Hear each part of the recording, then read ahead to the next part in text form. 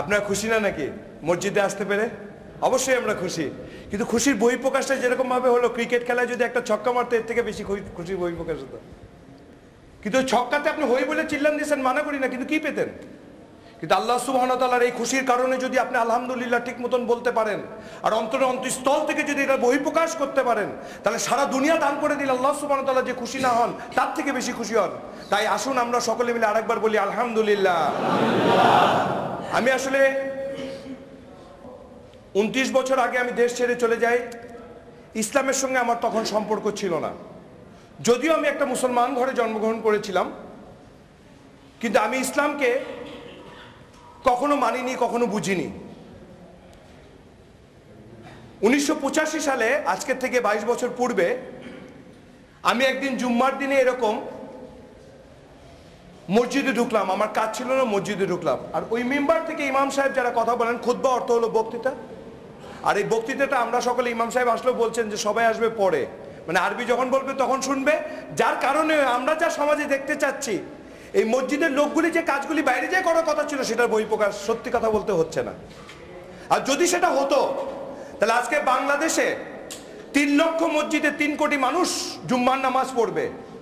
আর আমরা এখানে আল্লাহ এবং আল্লাহ রসুলের ভালোবাসার কারণেই আসি। সে তো সেই আল্লাহ এবং আল্লাহ রসুলের ভালোবাসার একটা কথা যদি আমরা মেনে এখান থেকে যদি 3 কোটি মানুষ বের হয়, তার প্রতিবেশীর হক আদায় করতে হবে। সে তোমাকে যাই করুক না কেন, তুমি তার সঙ্গে ভালো ব্যবহার করতে হবে। এটাই তো মসজিদের শিক্ষা, নাকি?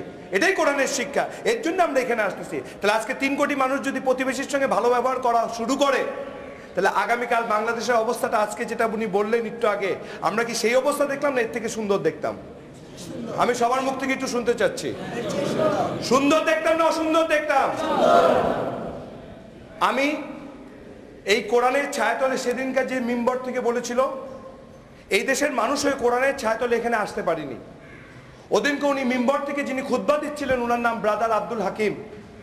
উনি জেলখানায় মুসলমান হয়েছেন, ইসলামকে এতটুকু জেনেছেন যে উনি আমাদের ইমাম হয়েছেন।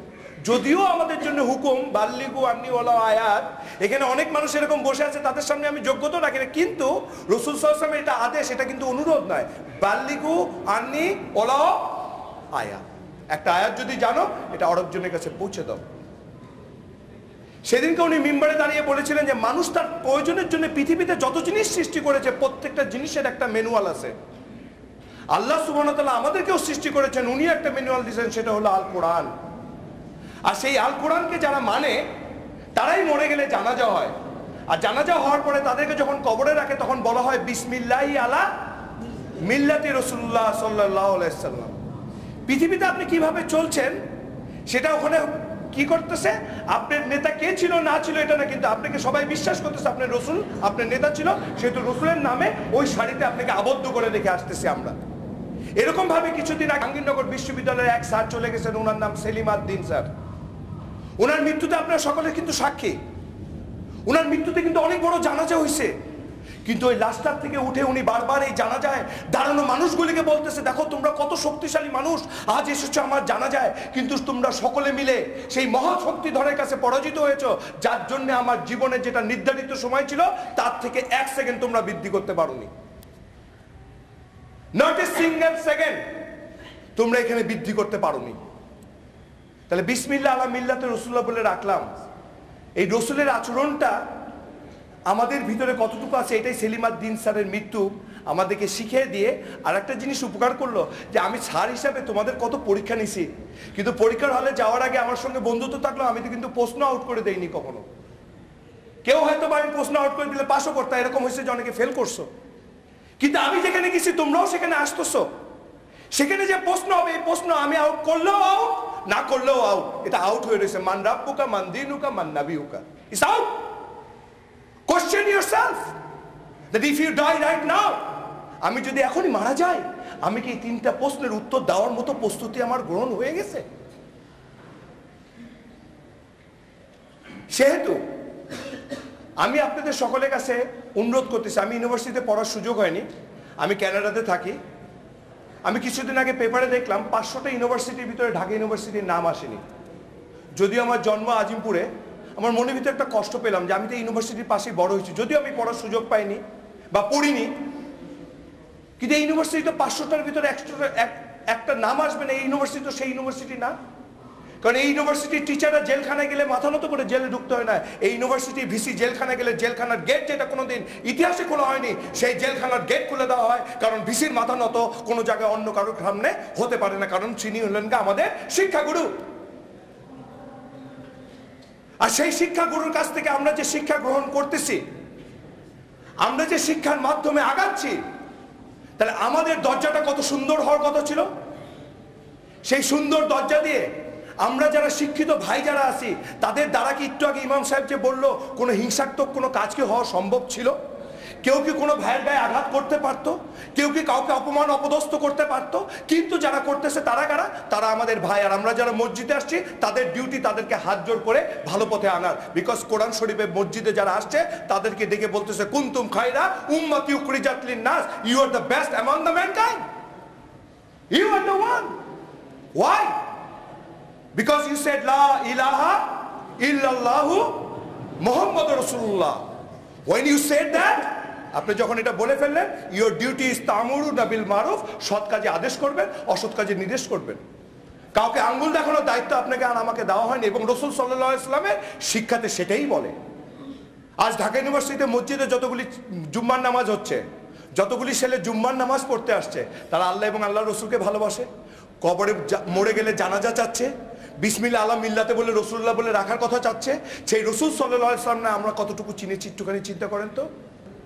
আজ আমাদেরকে এমন একটা সেতু বন্ধনে আবদ্ধ হতে হবে, যে সেতু বন্ধনে আমরা কেউ কাউকে আর হিংসা করব না। কেউ যদি আমার সঙ্গে করেও, আমি তার সঙ্গে হিংসা করব না। এই মসজিদের এই ভাইগুলি যদি একটু ওয়াদা করে, that is enough.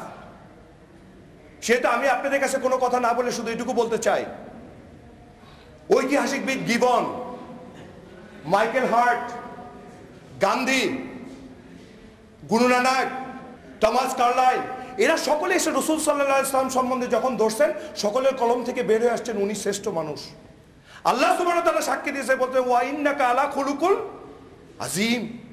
Nobody can reach in that status which is has got by Prophet Muhammad sallallahu alaihi wasallam. Nobody can reach there. ঐতিহাসিকবিদ 1854 সালে একজন ঐতিহাসিকবিদ লা মার্টিন, যার নাম লা মার্টিন, এসে যে কথাটা বলছে ওই কথাটা বলে আমি শেষ করতেছি, কারণ এই কোশ্চেনটা আমি আপনাদের কাছে রেখে যাচ্ছি। কারণ বিসমিল্লাহ আলা মিল্লাতে রাসূলুল্লাহ বলে রাখা, আপনার অন্তরের খবর, আপনি আমাকে ঘৃণা করেন না ভালোবাসেন, সম্মান করেন না অসম্মান করেন, এটা আল্লাহ বলছেন তুমি সবাইকে সম্মান করবা, সে যেই হোক না কেন। লা মার্টিন কি করছে? আমি একজন ইতিহাসবিদ হিসাবে আমি এত এত মানুষের, নেপোলিয়ান, অমক তমক, সকলের নাম বলে বলতেছে, আমি সকলের জীবনী সম্বন্ধে জানছি, মুহাম্মদ সাল্লাল্লাহু আলাইহি ওয়াসাল্লামের জীবনী সম্বন্ধেও জানছি, কিন্তু একজন মানুষ হিসাবে আমার অপরগতার কারণে হয়তোবা আমি কোনো ভালো মানুষের কাছে রিচ করতে পারিনি। That's why I am asking you question, is there anybody who I left who is better than Muhammad Rasulullah sallallahu alaihi wasallam? He questioned the world 1854, and that question is still there and it will remain there because he is best. So we have the best man, Rasul sallallahu alaihi wasallam. We have the best book, Quran. We have the best religion, Islam. Why we are in not best shape? We have to change this according to Quran. আসেন আমরা কোরআনের ছায়াতলে যাই, রসুলকে চিনি, সালাম দেই, নামাজ পড়ি, এবং একে অপরকে, আজকে যারা আসছেন একে অপরকে দেখা হলে সালাম দেওয়া শুরু করেন অর্থ সহকারে, যে আমি তোমার শান্তি চাই, তুমি আমার শান্তি চাচ্ছ। জানেন না তো কার সামনে হঠাৎ করে ফিট হয়ে পড়ে যাবেন, হয়তো ভাই সেই ভাইটাই আপনার কাজে লাগতে পারে, সে তো আপনি তার উপরে শান্তি চান আর সেও আপনার উপরে শান্তি চান। এই কয়জন মানুষ থেকে শুরু করেন, ইনশাল্লাহ আপনারা এই দরজা যেটা জেলখানার খুলছিল সারের জন্য, এই জেল আপনারা সারা পৃথিবীর জন্য খুলে আগামী বছরে ইনশাল্লাহ ঢাকা ইউনিভার্সিটি 500 ইউনিভার্সিটির ভিতরে নাম আসুক আর না আসুক, ঢাকা ইউনিভার্সিটি 1 নম্বরে থাকবে ইনশাআল্লাহ। আল্লাহ আপনাদেরকে সেই তৌফিক দান করুক। আল্লাহ সুবহানাহু ওয়া তাআলা আমাদের সকলকে ক্ষমা করুক। আখিরু দানা আনিল হামদুলিল্লাহি রাব্বিল আলামিন। আপনাদের সময়ের জন্য ধন্যবাদ। আসসালামু আলাইকুম ওয়া রাহমাতুল্লাহি ওয়া বারাকাতুহু।